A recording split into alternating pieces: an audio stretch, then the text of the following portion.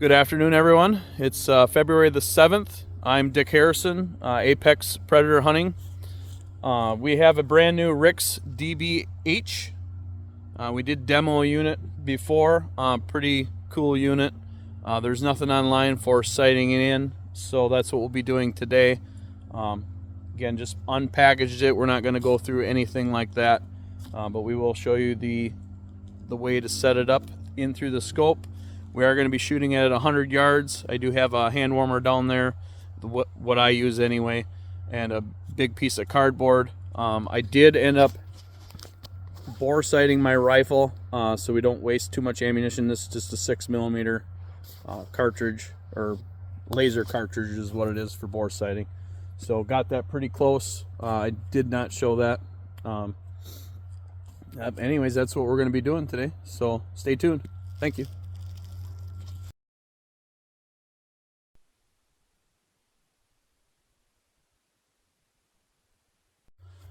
So our first bullet was left and a little bit low, not too low. So it wasn't too bad. That was our first shot. This 16 penny nail here, and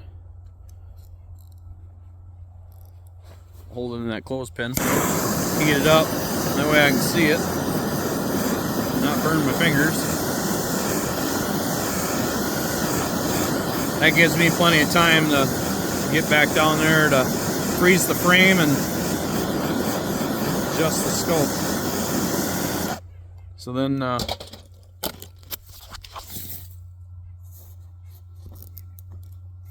it. We'll see what happens this time. So go in your menu at this point.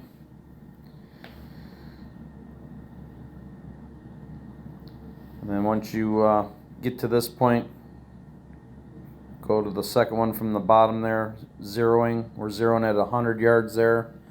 Go to movement.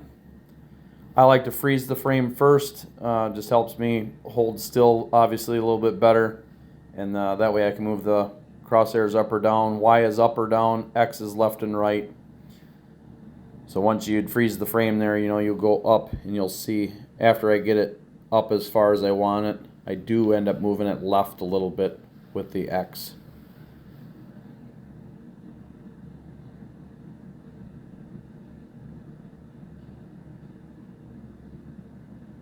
So once you get that squared away, you go down to exit, exit again, and then at the top you'll see the data saved.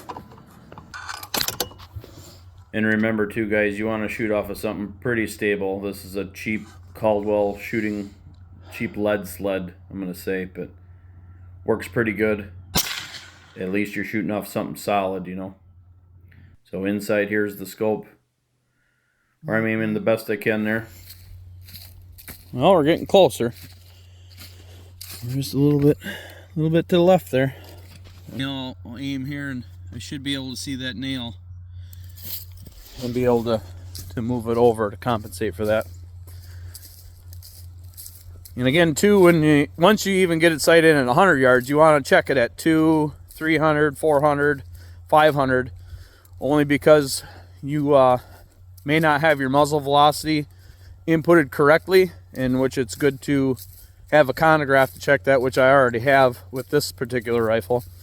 We're actually going 2950 feet per second with this. And then you want to check your ballistic coefficients of the bullet you're shooting, because that's going to make a big difference too. So all things you need to take into consideration when entering in this data into the scopes, because if that is not done correctly, you are going to have some major variances shooting out 2, 3, 4, and especially out 5, 6, even to 1,000 yards. So people that are shooting long range, they know all that data. It's all a mathematical equation, and that's either input in their brain if they're not using a ballistics calculator in their scope. But everything, and once it's inputted inside the scope there, everything should work perfectly. So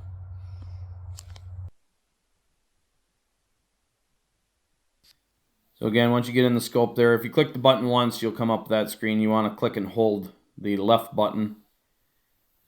Get to your reticle there. Zeroing, 100 yards, movement, freeze the frame. I end up freezing the frame here, and I end up not liking it. I shifted over to the right a little bit, so I unfroze it, refroze the frame again where I wanted it. And I think I went 3 clicks to the left there. Exit, exit, and it saved again. Alrighty.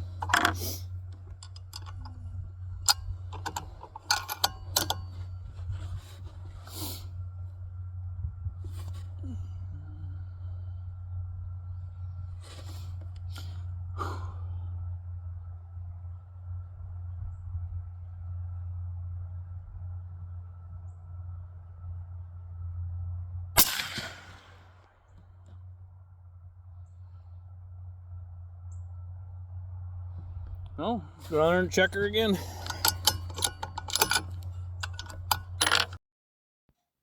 Again here, I know it wasn't a one-shot zero, but we had one over there on the left.